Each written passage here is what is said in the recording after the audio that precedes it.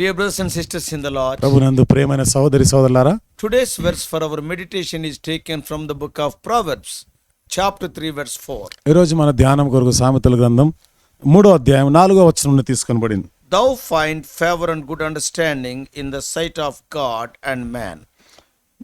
దేవుని దృష్టి యందును మానవుల దృష్టి యందును నీవు దయనొంది మంచివాడవని అనిపించుకొందువు. The book of Proverbs can be termed as a spiritual radar to guide us. సామెతల గ్రంథము మనల్ని నడిపించడానికి ఇది ఆత్మ సంబంధమైనటువంటి ఒక నడిపింపు లాంటిది. So this radar is provided by the Holy Spirit who guides us into all truth. ఈ ఆత్మ సంబంధమైనటువంటి రాడార్ లాంటిది, దిక్సూచి లాంటిది పరిశుద్ధాత్మ ద్వారా దేవుని చేత మనకు అనుగ్రహించబడింది. If we allow him to guide us, మరి మనల్ని నడిపించడానికి ఆయన అనుమతిస్తే the Holy Spirit will save us from unprofitable detours, that is, without any profit we will be roaming here and there. He will avoid it. He will help us to go in the right direction. పరిశుద్ధాత్మ మనల్ని నిష్ప్రయోజకరమైనటువంటి అనవసరమైనటువంటి ఆ ప్రయాణాలు, ఎక్కువైనటువంటి ఆ ప్రయాణాలు, నష్టపోయే ప్రయాణాల నుండి కాపాడుతుంది. What is the major theme of the book of Proverbs? సామెతల గ్రంథం యొక్క ప్రధానమైనటువంటి శీర్షిక ఏమిటి? One word answer is ఒక్క మాటలో మనం చెప్పాలంటే wisdom. జ్ఞానము. In Proverbs, the words wise or wisdom are used at least 125 times. సామెతల గ్రంథంలో జ్ఞానము, తెలివి ఇలాంటి పదాలు కనీసం 125 సార్లు మనకు కనబడతాయి. The book is to help us acquire and apply God's wisdom to the decisions and activities of our daily life. ఈ గ్రంథము మన అనుదిన జీవితంలో మనం తీసుకునే తీర్మానాలు, నిర్ణయాల కొరకై కావలసిన జ్ఞానాన్ని మనం ఇందులో సంపాదించుకునేది. We can acquire from this word and apply. ఈ వచనాల నుండి మనం సంపాదించుకోవచ్చు, వాటిని మనం అన్వయించుకోవచ్చు. People with wisdom have the skill to face life honestly and courageously. కాబట్టి ప్రజలు ఈ జ్ఞానమును బట్టి వాళ్ళు ఎంతో ధైర్యంగా, యథార్థంగా వాటిని ఎదుర్కొంటారు. In their problems of life. వారి జీవితంలో సమస్యలు ఎదుర్కొన్నప్పుడు And they will manage it successfully so that God's purposes are fulfilled in their lives. వారి జీవితంలో దేవుని ఉద్దేశాలు నెరవేర్చబడులాగిన ఆ కార్యాలు వారు చేయగలుగుతారు. When we meditate every line in the book of Proverbs carefully, సామెతల గ్రంథంలో ప్రతి వరుస మనం జాగ్రత్తగా ధ్యానం చేస్తే we can learn innumerable truths. మనము ఎన్నో లెక్కింపశక్యం కాని సత్యాలని They నేర్చుకోగలం. are so valuable. ఎన్నో విలువైనటువంటివి. The secret of success in this life are packed in the book of this wise man.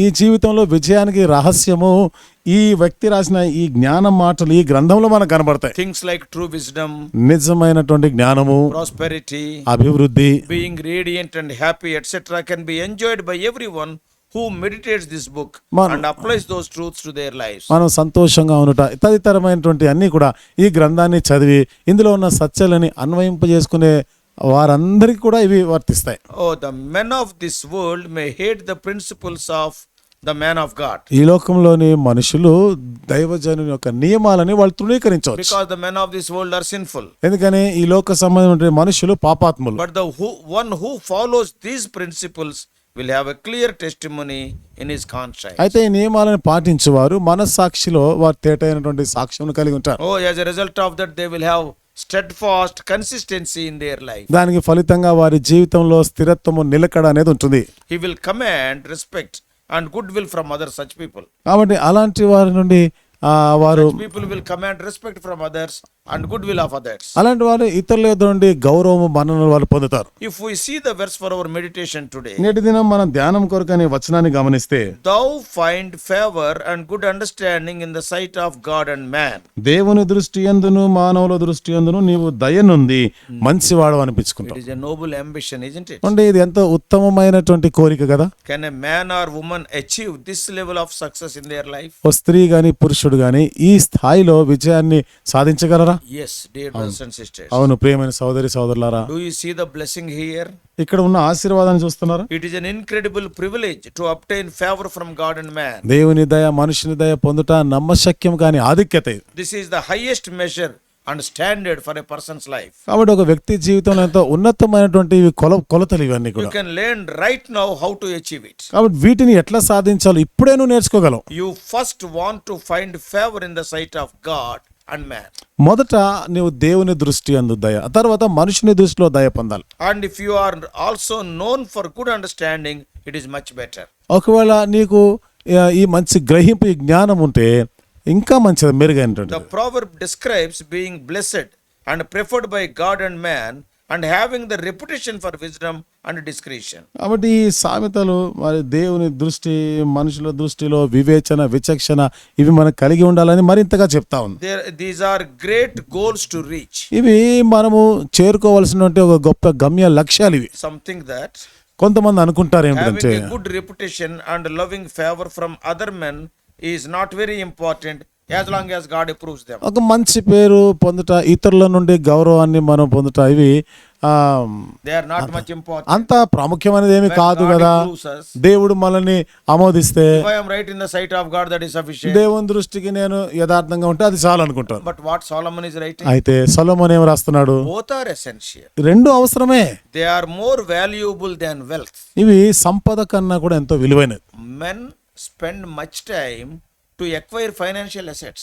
చూడండి, మనుషులు ఆర్థిక సంబంధమైనటువంటి ఈ ఆస్తులు సంపాదించడంలో ఎక్కువ ఆసక్తి చూపిస్తారు. See the lives of Prophet Samuel and also Lord Jesus Christ. ప్రవక్త సమూయేలు, యేసు ప్రభు వారి జీవితాన్ని మీరు గమనించండి. About them, what is written? వాళ్ళ గురించి ఏమని రాయబడింది? Both grew in the favor of God and men. వీళ్ళిద్దరు కూడా దేవుని దయయందును మనుషుల దయయందును ఎదుగుచుని వర్ధిల్లుచుందిరి. About Samuel, it is written in 1 Samuel 2:26. సమూయేలు గురించి ఏం రాయబడింది? మొదటి సమూయేలు గ్రంథము 1వ అధ్యాయం 26, 2వ అధ్యాయం 26వ వచనం. And the child Samuel grew on and was in favor of both with the Lord and also with men. బాలుడగు సమూయేలు ఇంకను ఎదుగుచు యెహోవా దయయందును మనుషుల దయయందును వర్ధిల్లుచుండెను. About Lord Jesus Christ also in Luke 2:52. యేసు ప్రభు వారి గురించి కూడా లూకా సువార్త 2వ అధ్యాయం 52వ వచనంలో And రాయబడింది. Jesus increased in wisdom and stature and in favor of with God and man. యేసు జ్ఞానమందును వయస్సునందును దేవుని దయయందును మనుషుల దయయందును వర్ధిల్లుచుండెను. They both thought that it was an important goal. వీళ్ళిద్దరు కూడా ఇది చాలా ప్రాముఖ్యమైన ఒక లక్ష్యము అన్న సంగతి వాళ్ళు గ్రహించారు. And both Samuel and Lord Jesus. సమూయేలు, యేసుక్రీస్తు కూడా. So they adjusted their lives accordingly to achieve this goal. కాబట్టి ఈ లక్ష్యాన్ని చేరుకునే దానికి వారి జీవితంలో సర్దుబాటు చేసుకున్నారు. If you want to follow these two holy examples, ఈ రెండు పరిశుద్ధమైన ఈ ఉదాహరణల్ని మనము అనుసరించాలనుకుంటే and you have to follow the true great commandments carefully. కాబట్టి ఈ రెండు ఆజ్ఞలను నేను చాలా జాగ్రత్తగాను అనుసరించాలి. What are the two great commandments? ఏమిటి ఆ రెండు గొప్ప ఆజ్ఞలు? Love God దేవుని ప్రేమించాలి, and love your neighbor. నీ పొరుగువాని ప్రేమించాలి. It starts in my heart. ఇది నా హృదయంలో ఆరంభించబడుతుంది. Choose God as the most important object of your affection and attention. నీ జీవితంలో మరి మక్కువకి గమనికకి దేవుడిని నువ్వు ప్రాముఖ్యమైన వాడుగా నువ్వు ఎంచుకోవాలి. Then choose to purely and sincerely make others more important than yourselves. అప్పుడు నీకన్నా కూడా ఇతరులు ప్రాముఖ్యమైనటువంటి వారిని యథార్థంగా నువ్వు ఎన్నుకోవాలి. Esteem others better than you. అంటే నీకంటే ఎక్కువ ఎదుటి వారిని నువ్వు గౌరవించాలి. If you have these pure motives, ఈ రెండు ఈ పవిత్రమైనటువంటి ఈ లక్ష్యాలు ఈ గురి నీకుంటే then your speech will be gracious. అప్పుడు నీ మాటలు దయగల మాటలుగా ఉంటాయి. And even great people want you as their friend. గొప్పవారు కూడా నీవు వాళ్ళకి స్నేహితుడుగా ఉండాలని కోరుతారు. So for you to be gracious, నీవు మరి దయగలవాడుగా ఉండాలంటే you need to become sensitive to all those around you. మరి నీ చుట్టూ ఉన్న వాటన్నిటి గురించిన ఒక స్పర్శ నీకు ఉండాలి. Adjust your speech and conduct to meet their expectations. వారు అనుకున్న స్థాయిలోకి నీ మాట నీ ప్రవర్తన సర్దుకునేటట్టుగా ఉండాలి. This is not a compromise. మరి ఇది అంటే ఇక్కడ రాజీ పడిపోవడం అనేది కాదు దీని It is అర్థం. discretion like Daniel. అంటే దానియేలు లాంటి ఒక విచక్షణ ఉండాలి. When Daniel purposed in his heart not to defile himself with the portion of the king's meat, మరి రాజు భుజించు భోజనము పానం చేత తను తాను అపవిత్రపరచుకోనకూడదని ఆ దానియేలు ఉద్దేశించాడు కదా. then how he approached? అప్పుడు ఆయన వాళ్ళని ఎట్లా సమీపించాడు? వాళ్ళతో God gave wisdom as to how to approach Melzar. ఆ మెల్జర్ అనే దగ్గర ఎట్లా మాట్లాడాలి అనేది దేవుడు జ్ఞానం ఇచ్చాడు. Yeah, Melzar was in charge person there. మెల్జర్ అనే ఆయన అక్కడ దానికి ఆ అధికారిగా ఉన్నాడు. Yeah, he was appointed as the prince of the eunuchs to look after the meat of these 4 people. ఈ నలుగురు భోజన విషయంలో ఆ పట్టింపు కలిగి ఉండలాగిన నపుంసకుల అధిపతి అనేటువంటి ఆ మెల్జర్కి అప్పగించారు. That is Daniel, Shadrach, Meshach, Abednego. అంటే దానియేలు, షద్రక్, మేషక్, అబేద్నెగో అంటాడు ఈ నలుగురు. It is written that Daniel beseeched him. ఇక్కడ ఏం రాయబడిందంటే దానియేలు వారికి మనవి చేశాను, వేడుకొనెను. Daniel 1 దానియేలు గ్రంథం 1వ అధ్యాయం verses 8, 11 and 12. 8, 11, 12 వచనాలు Later you can read. మీరు తర్వాత అయినా చదవండి. It was a request made politely and graciously. చూడండి ఎంతో దయార్థమైనటువంటి మనసుతో దానియేలు వేడుకున్నట్టుగా ఉంది, మనవి చేసినాడు, ఎంతో మృదువుగా మనవి చేసినాడు. So dear brothers and sisters, కాబట్టి ప్రేమైన సహోదరి సోదరులారా, are these your goals today? ఈ రోజు ఇవే నీకు ఒక లక్ష్యాలుగా ఉన్నాయా? Will you behave so that God and men are pleased with your words and actions? నీ మాటల చేత నీ క్రియల చేత దేవుడు మనుషులు కూడా సంతోషించాలని కోరుతున్నావా?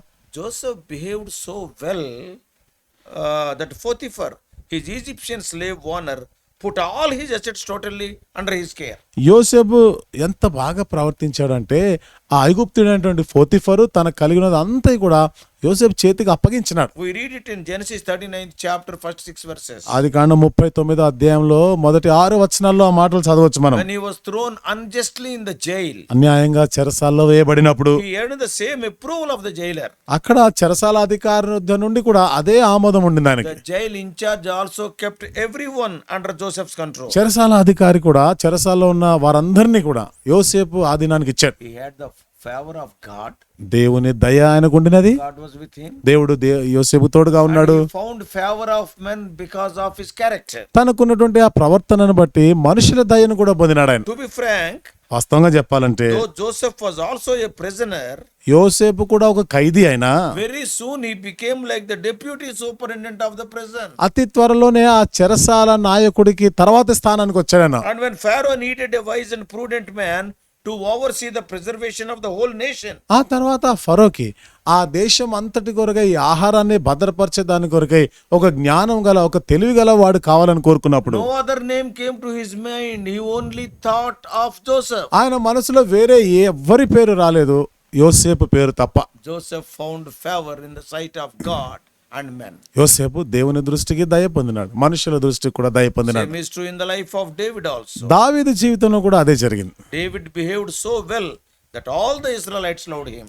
దావీదు ఎంత చక్కగా ప్రవర్తించాడంటే ఇశ్రాయేల్ ప్రజలందరూ కూడా ఆయనను ప్రేమించారు, వాళ్ళ ప్రియమైన వాడు ఉన్నాడు. Daniel also in his whole life behaved like that. దానియేలు కూడా తన జీవితం అంతట్లో కూడా ఆ విధంగానే ప్రవర్తించాడు. Then what is the result? అప్పుడు ఫలితం ఎట్లా ఉంది? Though kings and kingdoms were changed, he could retain his position. రాజులు రాజ్యాలు మారిపోయినా తన యొక్క పదవి మాత్రం అట్లాగే ఉండిపోయింది. Babylonian kings Nebuchadnezzar and Belshazzar, బబులోను రాజులైన నెబుకద్నెజర్, బెల్షస్సర్లు, and the Median king Darius, మాదీయుల రాజు అయిన దర్యావేషు all gave him the top position in their kingdom. అందరూ వారి రాజ్యంలో దానియేలును ఉన్నత స్థానమే ఇచ్చినారు. He could his enemies could find no fault or error in him. తన శత్రువులు సహితం దానియేలులో ఏ తప్పిదము లోపమైనా కనుగొనలేకపోయిరి. We can read it in Daniel chapter 6. దానియేలు గ్రంథం 6వ అధ్యాయంలో ఆ మాటలు చదవచ్చు. Even Mordecai was great among the Jews. Mordecai కూడా యూదులలో గొప్పవాడైనాడు. He was advanced by, that is promoted by Ahasuerus, and he was accepted by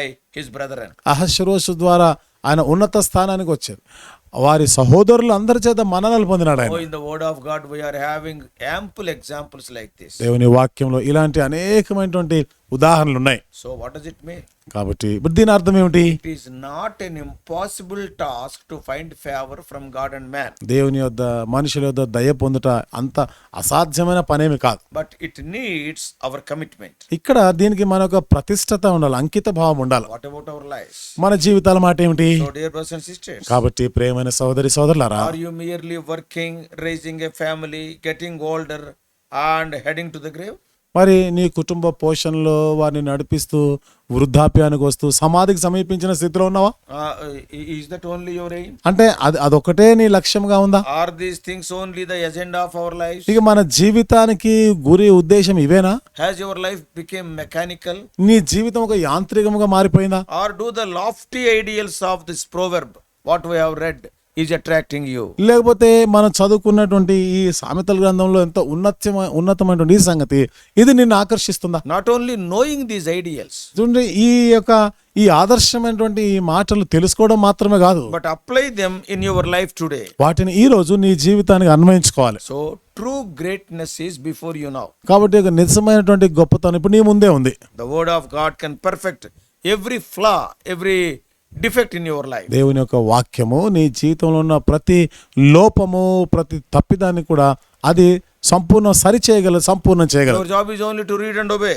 నీ పని ఒకటే, చదవాలి, లోబడాలి. Then by obeying his word, you can become great in this world and also in the coming world. ఆయన వాక్యం విధేయత చూపుట ద్వారా ఈ లోకంలోను రాబో లోకంలో కూడా గొప్పవాడవుతావు. Oh, may God bless you. దేవుడు నిన్ను దీవించును గాక. Let us pray. ప్రార్థన చేసుకుందాం. Loving heavenly Father, ప్రేమగల మా పరలోకపు our తండ్రి, gracious God, కృపగల మా దేవా, our desire is, oh Lord, we must find grace in your sight and also in the sight of men. దేవా మేము నీ దృష్టికి మనుషుల దృష్టికి దయ పొందిన వారంగా ఉండాలనేదే మీ ఆశ. We have seen the lives of some of the great men of God like Daniel and Joseph. కొంతమంది గొప్ప దైవజనులు దానియేలు, యోసేపు లాంటి వారిని ధ్యానం చేసినాం. People like David and Mordecai. దావీదు, మొర్దెకై లాంటి వారిని Oh జ్ఞాపకం Lord, they చేసుకున్నాం. found grace in the sight of God. దేవా దేవుని దృష్టికి వాళ్ళు దయ పొందిన వారే, And also they found favor in the sight of men. మనుషుల దృష్టికి దయ పొందిన వారే. They were great people in this world. ఈ లోకంలో గొప్పవాళ్ళుగా ఉండినారు. Coming world also they are great. రాబో లోకంలోనూ వాళ్ళు గొప్పవారే. What an ideal examples are. ఎంత మార్గదర్శకమైనటువంటి ఉదాహరణలుగా ఉన్నారు వాళ్ళు. Many times we will have the ideals, but we will not commit our lives for such an end. అనేక సార్లు ప్రభు ఈ మార్గదర్శక విషయాలు మేము తెలుసుకుంటామే కానీ మా జీవితానికి అన్వయించుకోం. Oh, many times we are so satisfied. Oh, my life, my family, then going to the grave. అనేక సార్లు నేను, నా కుటుంబము, ఇంకా చాలే ఇదే చాలా గొప్పది అనుకుంటాం. తర్వాత ఇక సమాధికి పోవడం కదా. Help us to be like these great people. అయితే దేవా ఈ గొప్ప ప్రజల వలె ఉండటకు సహాయం చేయి. Having an ideal and committing our lives to reach that ideal. ఈ మార్గదర్శకమైనటువంటి ఈ విషయాలు మేము తెలుసుకొని వాటికి మా జీవితాలు మేము ప్రతిష్ఠించుకున్న వారుగా చేయండి. In Jesus' precious name we pray. యేసు ప్రభువు వారి అమూల్యమైన నామంలో ప్రార్థించి వేడుకుంటున్నాము తండ్రి. Amen. ఆమేన్.